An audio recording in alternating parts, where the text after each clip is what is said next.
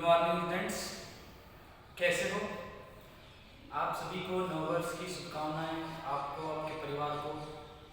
ये साल जैसा भी रहा 2020, लेकिन इतना बुरा भी नहीं था, क्योंकि इस साल से हमें बहुत सारी चीज़ें सीखने को मिली कि हमें परेशानियों, मुसीबतों, बीमारियों से कैसे लड़ना है और कैसे उनसे परेशानियों से हम खुद को बचा सकते हैं, कैसे अपने परिवार का ख्याल रख सकते हैं।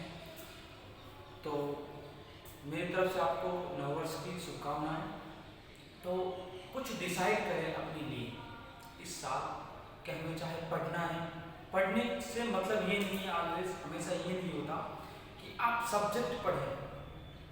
कोई भी चीज़, आप साहित्य, लिटरेचर, इंग्लिश सीख सकते हैं कि इंग्लिश आज के टाइम का, आज के समय का बहुत ज़रूरी हिस्सा है। तो इंग्लिश सीख सकते हैं, ज़रूरी भी है। और बहुत सारे जो लक्ष्य हैं वो सेट कर सकते हैं। तो बहुत सारी चीज़ें हैं, आप थर्ड ईयर में हैं तो आपको बहुत सारी चीज़ें करनी भी चाहिए कि हमें नहीं, हमारा पिछला साल जैसा भी रहा, हमने पढ़ाई नहीं की। मैं अगेन फिर कह रहा हूँ, पढ़ाई से मतलब सब्जेक्ट से नहीं है। मैं कह रहा हूँ साहित्य पढ़ो, कुछ सेल्फ हेल्प की बुक्स होती हैं वो पढ़ो। द पॉइंट इज कुछ ना कुछ पढ़ते रहे। साहित्य जिससे हमारा दिमाग सोचने समझने की, तर्क करने की शक्ति इंक्रीज हो, बढ़े, तर्क करने की, सोचने समझने की। तो स्टार्ट करते हैं। मैंने न्यू यूनिट स्टार्ट की है, सॉल्यूशंस। हम 12वीं क्लास में भी पढ़ के आए थे, तुमने पढ़ा है सॉल्यूशंस। विलयन, तनु विलयन एवं अणुसंख्यक गुणधर्म। विलयन क्या है? विलयनों का उपयोग क्या है? क्या हमारे वास्तव में दैनिक जीवन में विलयनों का उपयोग है? तो देखते हैं कुछ चीजें। विलयन, तनु विलयन एवं अणुसंख्यक गुणधर्म के बारे में बात करेंगे, लेकिन सबसे पहले हमारे समझ में आना चाहिए विलयन क्या है। विलयन ऐसे मिश्रण है, क्या कहा मैंने? मिश्रण भी कैसे, कैसे मिश्रण है? समांगी मिश्रण है। कैसे मिश्रण है?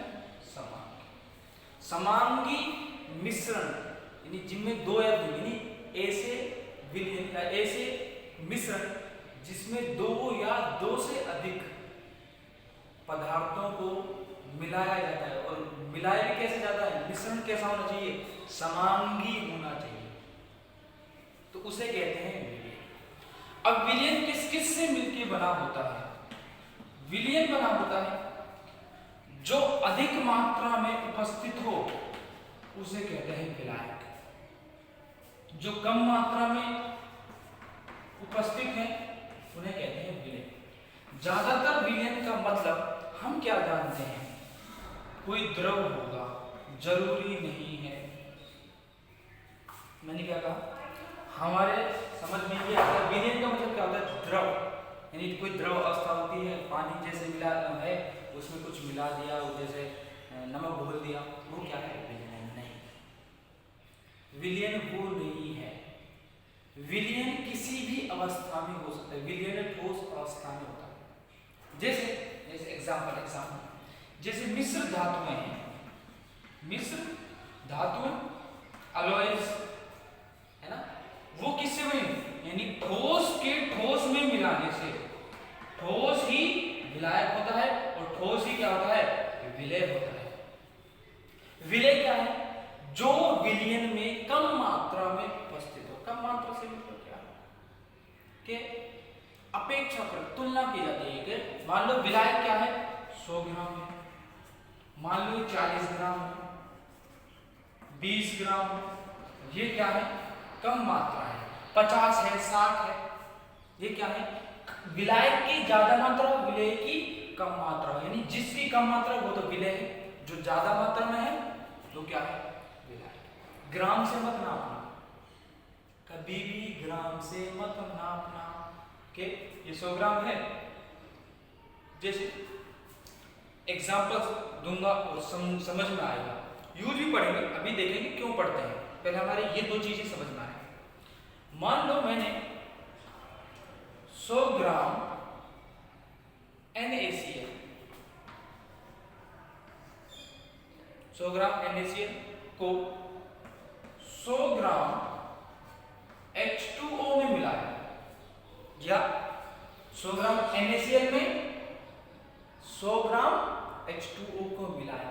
अब यहां विलायक कौन है और विलेय कौन है, सबसे इंपॉर्टेंट। तो ऐसी स्थिति होने पर जैसे भी हम लगे कंफ्यूज हो जाए कि कौन विलायक है कौन विलेय है, तो वहां दोनों के क्या निकाले जाते हैं, मोल निकाले जाते हैं। इसके कितने मोल हैं और इसके कितने मोल हैं।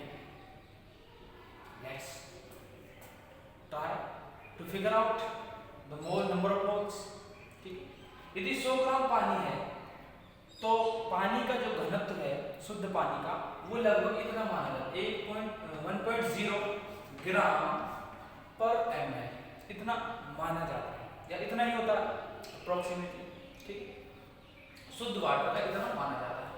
ठीक है, तो 100 ग्राम पानी है तो भाई ये द्रव है ना, द्रव का घनत्व निकाल के द्रव्यमान कितना होगा इसका, द्रव्यमान 100 ग्राम है, इसकी डेंसिटी घनत्व इतना है, तो आयतन कितना होगा, लगभग क्या इतना ही आएगा, कितना आएगा 100 ml में 100 ml में, या मैं यहीं से निकालूं, एक मिनट यहीं से निकालूं, डेंसिटी की जरूरत नहीं है। 100 ग्राम में पानी के मोल कितने हैं, मोल कैसे निकालते हैं, 100 बटे जितने ग्राम हो, जितनी मात्रा हो, उसमें H2O का मोलर भार या मोलर द्रव्यमान कितना होता है 18। देखो काउंट करो, ये 8 ऑक्सीजन है, ऑक्सीजन का भार कितना होता है 16 होता है, और ये क्या है H2, तो कितना हो गया 18, 16 + 2 16 + 2 18 हो गया।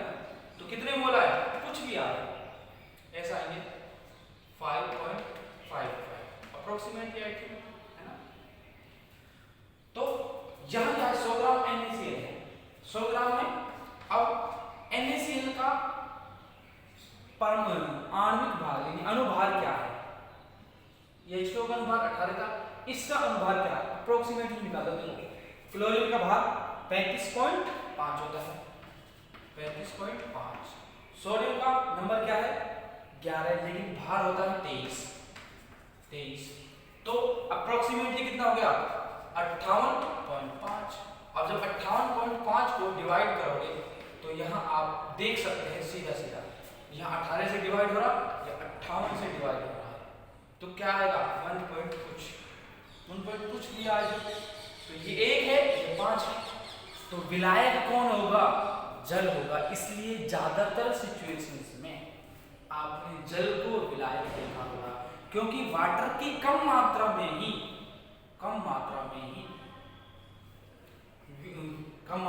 ज्यादा मोल होते हैं। क्लियर, तो मोल से निकाला जाता है, भार से कभी नहीं। एक बुक में दिया हुआ है ये विलायक होगा ये विलेय होगा, तो दैट इज एब्सोल्युटली इनकरेक्ट, है ना। तो बात करते हैं विलयनों का यूज क्या है, उपयोग क्या, हम क्यों पढ़ रहे हैं। और मैं बात करूंगा क्वालिटेटिव प्रॉपर्टी यानी अनुसंख्यक गुणधर्मों के बारे में। जो बहुत सारी अभिक्रियाएं होती हैं, बहुत सारी अभिक्रियाएं आप थर्ड ईयर में आप पढ़ते हुए आए भी हो कि बहुत सारी अभिक्रियाएं किसमें होती हैं, विलयनों में होती हैं। कहते ना जैसे एक्वस KOH जलीय KOH में अभिक्रिया, जलीय NOH में अभिक्रिया होती है ना। और इससे बेहतरीन एग्जाम्पल क्या है कि जो हमारे शरीर में अभिक्रियाएं होती हैं, जैसे कोशिकाओं में, चाहे पाचन ही क्यों ना हो रहा हो, तो जो कोशिकाओं में अभिक्रिया हो रही होती हैं उनमें वो अभिक्रियाएं एंजाइम उत्प्रेरित तो होती हैं, लेकिन वो कहाँ, वो किसी माध्यम में, किसी विलायक में या मैं कहूँ विलयन में संपन्न होती है, कोशिका में। और विलायक क्या होता है, विलायक होता है जल, इसलिए जल बहुत महत्वपूर्ण है। अब एक एग्जांपल क्वालिटेटिव प्रॉपर्टी का, ठीक है, ये बेटर तरीके से समझ में आएगा। यदि देखो तुम जैसे घर में तुम्हें आलू के पराठे बनाने हैं या फिर कोई आलू की सब्जी बनानी है, तो पहले आलू को उबाल देना, ठीक है। अब दो कंडीशंस लेते हैं, ठीक है। एक आलू को पानी डाला कुकर में और आलू को डाल दिए और कुकर बंद किया और गर्म कर दो। यदि उसी पानी में आप थोड़ी मात्रा में, जब डिसाइड कर सकते हैं यदि ज़्यादा नमक मिलाओगे तो टेस्ट खराब हो सकता है, तो थोड़ी मात्रा में नमक मिलाओ। तो नमक मिलाने से क्या होता है, नमक मिलाने से उसका जो क्वथनांक है वो बढ़ जाता है। क्वथनांक बढ़ने की वजह से आलू कम ताप पर या कम समय में, चाहे मैं कहूँ 1 या 2 मिनट का ही फर्क क्यों ना पड़े, उससे फर्क पड़ता है। नमक डालने से, नमक क्या करता है, जो पानी है उसका क्वथनांक बढ़ा देता है। मान लो क्या ऐसा होता है, सामान्य दाब पर यानी 1 atm दाब पर पानी का क्वथनांक कितना होता है, 100 डिग्री सेल्सियस, सब जानते हैं, है ना, 100 डिग्री सेल्सियस होता है। लेकिन पानी मिलाने पर, यदि आलू ना मिलाओ, हटाओ आलू को, उस पानी में यदि नमक मिलाओ पर्याप्त मात्रा में, तो आप देखोगे, और आप देखना कभी यदि एक्सपेरिमेंट करो, तो वह पानी अधिक ताप पर अधिक समय में उबलेगा। क्लियर?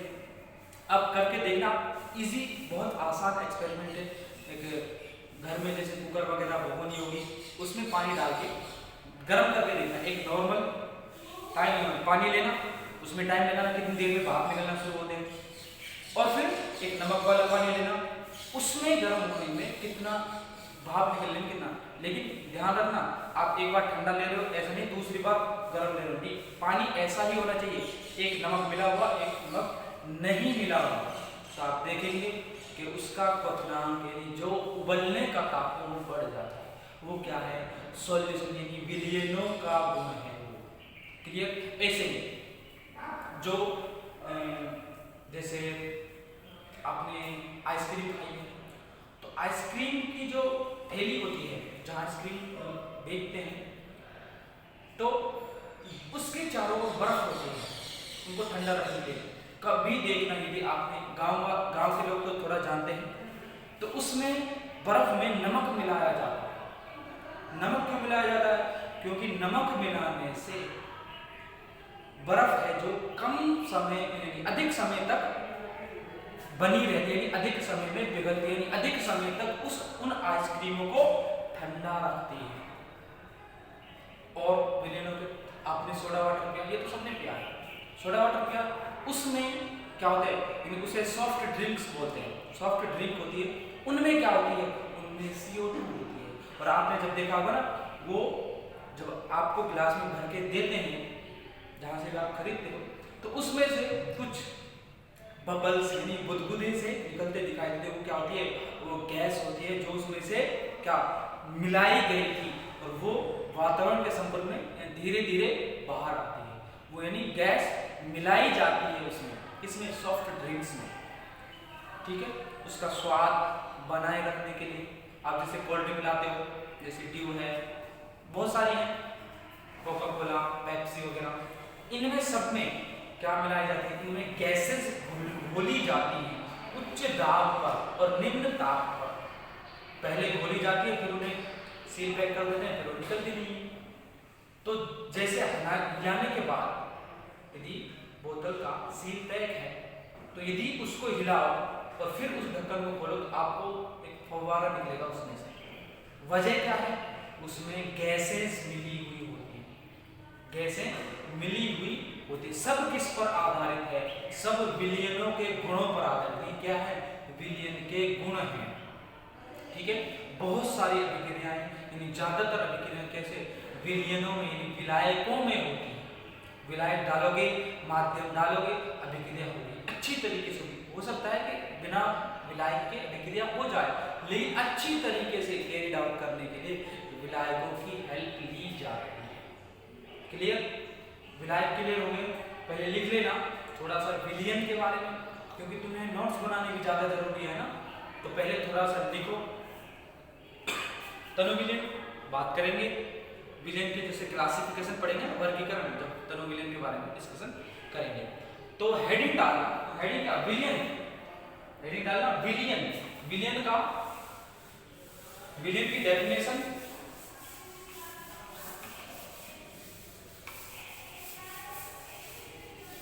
विलयन की डेफिनेशन लिखो। दो या दो से अधिक विलयन के लिए लिखो, ध्यान से सुनो। विलयन के जब विलयन बनाया जाता है तो जो भी विलय और विलायक मिलाए जाते हैं उनके मध्य अभिक्रिया नहीं होनी चाहिए। यदि अभिक्रिया हो जाती है तो वो विलयन नहीं है, अभिक्रिया नहीं होती। तो लिखना दो या दो से अधिक, दो या दो से अधिक अभिक्रिया ना करने वाले, दो या दो से अधिक, दो या दो से अधिक अभिक्रिया ना करने वाले पदार्थों का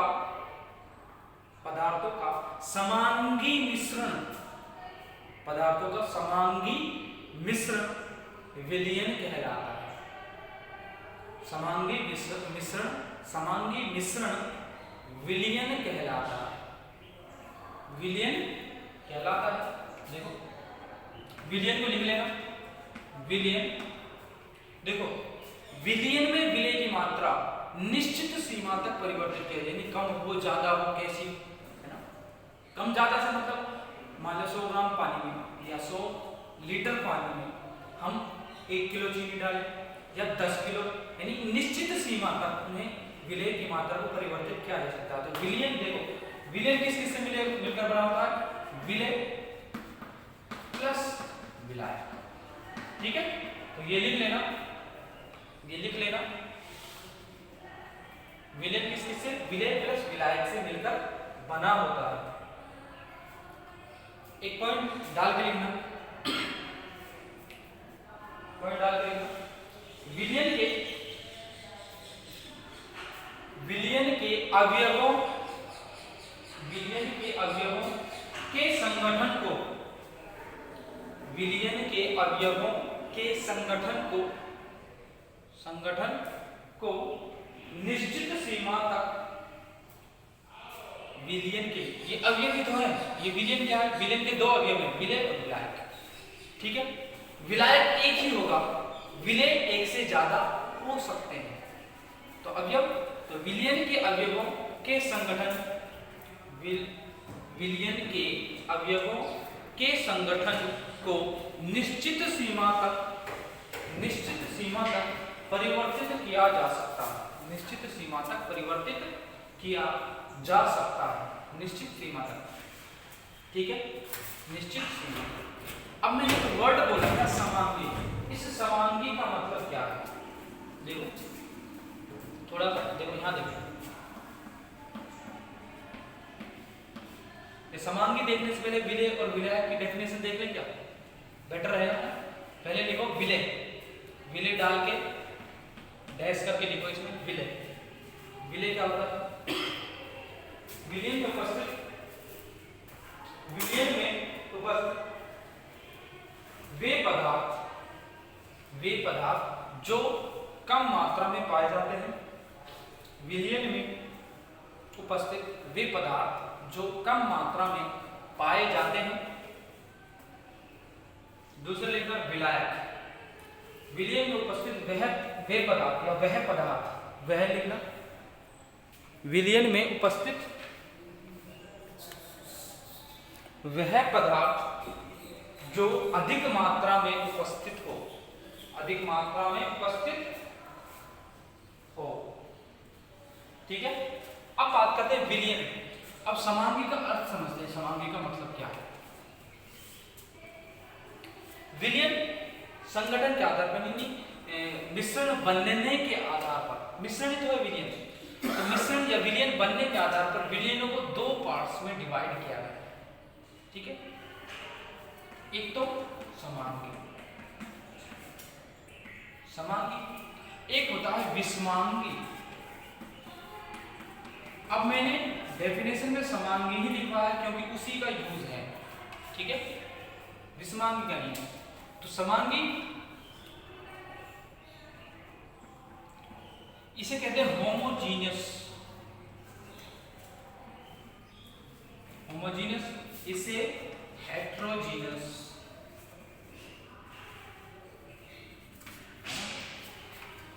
तो समांगी क्या है? ऐसे विलयन जिनके प्रत्येक भाग का संगठन समान हो, संगठन समान हो। अब संगठन समान होने से मतलब क्या है? देखो,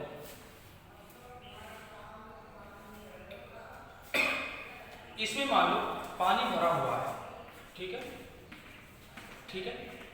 अब इसमें NaCl मिलाया, ठीक है।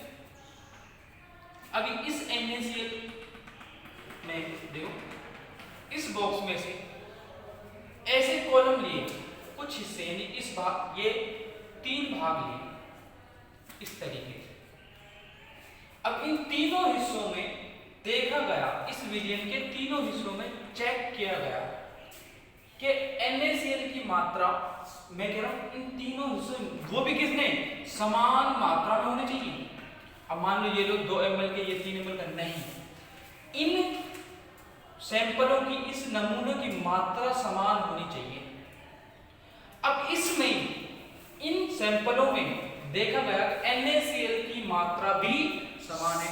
मान लो 1 ml के सैंपल लिए, इस हिस्से से फिर इस हिस्से से 1 ml के सैंपल लिए, उसमें सब में क्या, मान लो 1 ग्राम क्या है, या 0.01 ग्राम क्या है, NaCl मिल गया सभी हिस्सों में। तो मैं कहूंगा इसका प्रत्येक भाग में संगठन क्या है, समान है। कहीं से भी लेना चाहो, आपने यहां से ले, यहां से ले, यहां से ले, लेकिन लेना समान है। 1 ml में कितना, 0.01 ग्राम, ऐसे होना चाहिए। यदि ऐसा ना हो, यदि क्या, जैसे मान लो पानी है, उसमें आप रेत मिला दें, क्या, डस्ट, या फिर मैं कहूं रेत मिला दें, ठीक, रेत मिला दें, आप देखेंगे रेत के जो भारी कण हैं वो इस पात्र के पैने में आ जाते हैं, जो कम भारी होते हैं वो बीच में तैरते रहते हैं, जो सबसे हल्के होते हैं वो सतह पर तैरते रहते हैं। अब एक बात बताइए, क्या पानी के प्रत्येक हिस्से में रेत के कण समान मात्रा में होंगे, समान संगठन प्रकार भी समान होगा? यहाँ भारी कण है, यहाँ कम भारी है, यहाँ हल्के हैं, तो संगठन क्या है, अलग अलग है। तो इसे कहेंगे विस्मार, यानी प्रत्येक भाग का संगठन अलग अलग हो। क्या, प्रत्येक भाग का संगठन समान नहीं होता या अलग अलग होता है, अलग अलग होता है। ये क्या है, ये समांगी है, ये विषमांगी है। क्लियर, ठीक है। अब थोड़ा सा वर्गीकरण के बारे में देखते हैं। वर्गीकरण,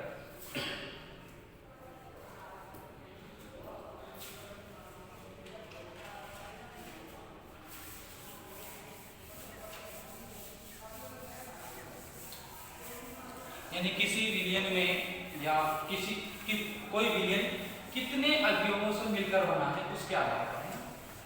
वर्गीकरण के कई आधार है ना, ये भी एक तरह का वर्गीकरण था, समांगी विषमांगी। अब बात करते हैं वर्गीकरण अवयवों के आधार पर।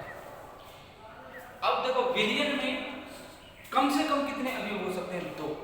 डेफिनेशन लिखवा है, परिभाषा लिखिए, 2 या 2 से अधिक। तो मिनिमम कितने, 2।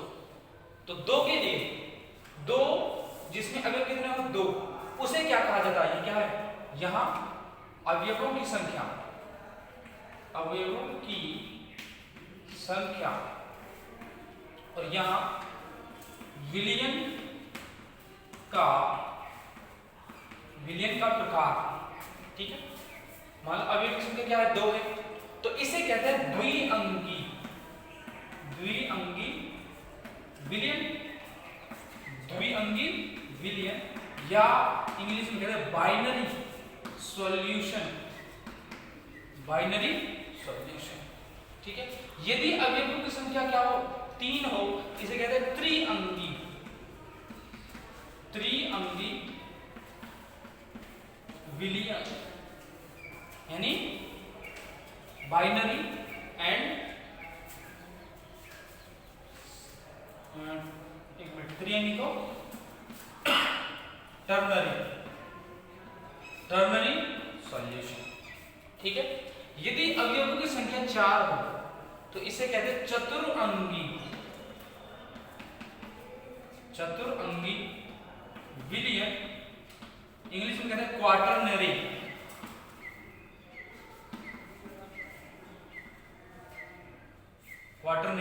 सॉल्यूशन।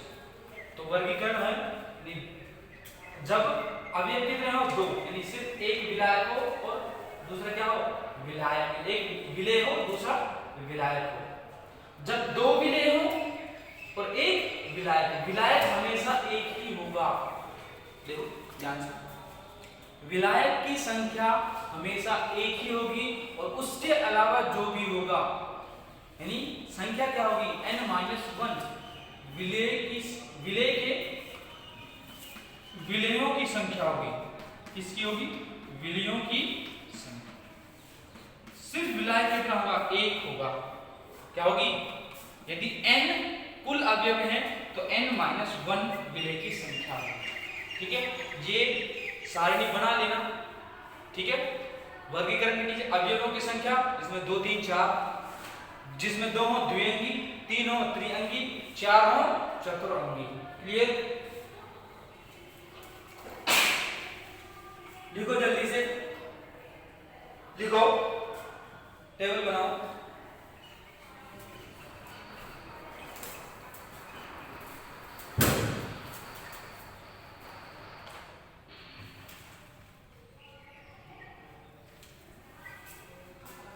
जल्दी से। ओके, छोटी सी चीज डिस्कस करते हैं। यहां से इरेज कर रहा हूं, मेरा लिख लिया होगा, ऐसी कोई बड़ी बात है नहीं।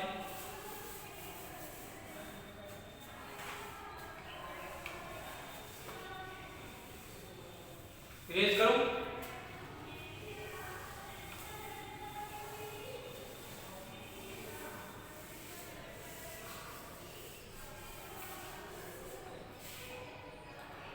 विलयन, यदि विलयनों की ही बात की जाए तो विलयन और भी कई प्रकार के होते हैं।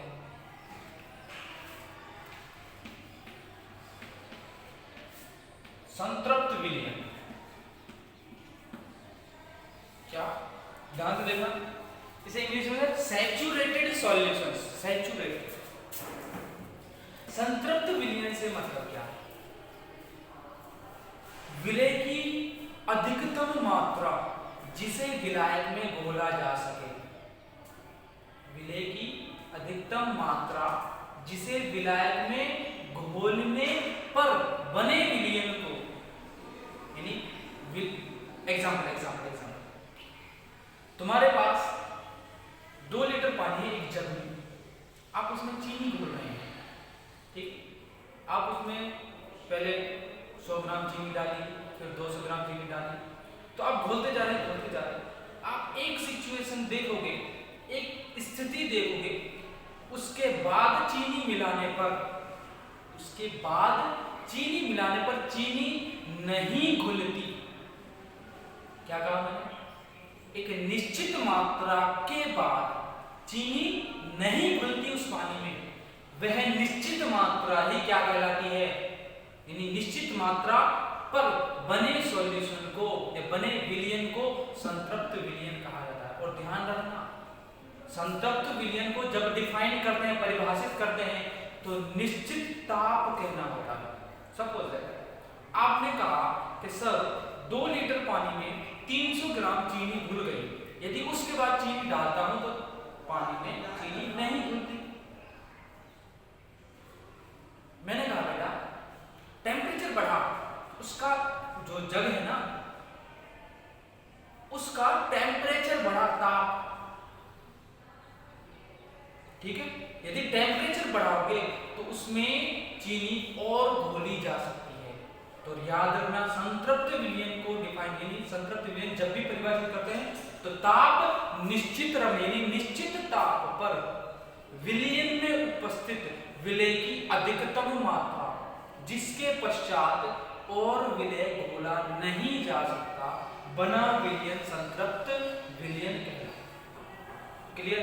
ये इंपॉर्टेंट था कि हमें संतृप्तता या संतृप्त विलयन के बारे में पता हो, अधिकतम मात्रा जिसके बाद विलय को ना घोला जा सके। ठीक है, अब बात करते हैं असंतृप्त। अब असंतृप्त को समझना तो उससे भी बहुत आसान है। असंतृप्त विलयन, भाई मान लो मैंने कहा 300 ग्राम चीनी चाहिए थी पानी में 2 लीटर पानी में घोलने के लिए। ठीक है, 300 ग्राम, तो 300 ग्राम में से कम विलय की मात्रा यानी जब 300 ग्राम से चीनी कम घोलेंगे तो उस विलयन को क्या कहेंगे? असंतृप्त विलयन। यानी अधिकतम मात्रा से कम मात्रा में जब विलय को घोला जाता है तो बने विलयन क्या कहलाते हैं? असंतृप्त विलयन कहलाते हैं। अब तीसरी बात अति संतृप्त, ये तो उससे भी आसान है। किससे? असंतृप्त से। अब हमारा जो सैचुरेशन पॉइंट था संतृप्तता थी वो 300 ग्राम पर मिल रही थी 2 लीटर पानी में। ध्यान, 2 लीटर पानी कहा था मैंने, रिमेंबर? यदि 300 ग्राम से मैं ज्यादा घोलता हूं, मैंने कहा 400 ग्राम, तो ऐसे विलयन अधिकतम मात्रा से अधिक मात्रा, ठीक है, अधिकतम मात्रा से अधिक मात्रा विलय की घोलने पर बने विलयन अति संतृप्त, यानी संतृप्त से अधिक, अधिक मतलब ज्यादा। क्लियर? ये असंतृप्त यानी संतृप्तता से कम। 300 था, 300 ग्राम थी चीनी जो 2 लीटर घोल रहे, यदि उससे कम घोलूंगा तो विलयन कैसे होगा? असंतृप्त। यदि 300 ग्राम से ज्यादा घोलूंगा तो विलयन कैसे होगा? अति संतृप्त होगा। और 300 ग्राम घोलने पर यू वेरी वेल नो संतृप्त विलयन। ठीक है, इसकी बारे में जो थ्योरी है नेक्स्ट क्लास में देखते हैं। लिख लो, चल एक ही लिख लो, असंतृप्ति बाद में लिख देंगे ना। इसकी डेफिनेशन लिख लो यार, एक ही लिख लो, बाकी की नेक्स्ट क्लास में लिखो। निश्चित ताप पर, निश्चित ताप पर, मैंने कहा था निश्चित ताप पर, निश्चित ताप पर एक विलयन में, निश्चित ताप पर एक विलयन में विलय की, एक विलयन में विलय की अधिकतम मात्रा, विलय की अधिकतम मात्रा घोलने पर, विलय की अधिकतम मात्रा घोलने पर बने विलयन को, अधिकतम मात्रा घोलने पर बने विलयन को, बने विलयन को संतृप्त विलयन कहते हैं। अधिकतम मात्रा घोलने पर, अधिकतम मात्रा घोलने पर बने विलयन को, बने विलयन को संतृप्त विलयन कहते हैं। बने घोलने पर बने विलयन को संतृप्त विलयन कहते हैं, संतृप्त विलयन कहते हैं। ठीक है, इससे ये 2 पॉइंट नेक्स्ट क्लास में डिस्कस करूंगा, बात करते हैं नेक्स्ट क्लास में। Thank you.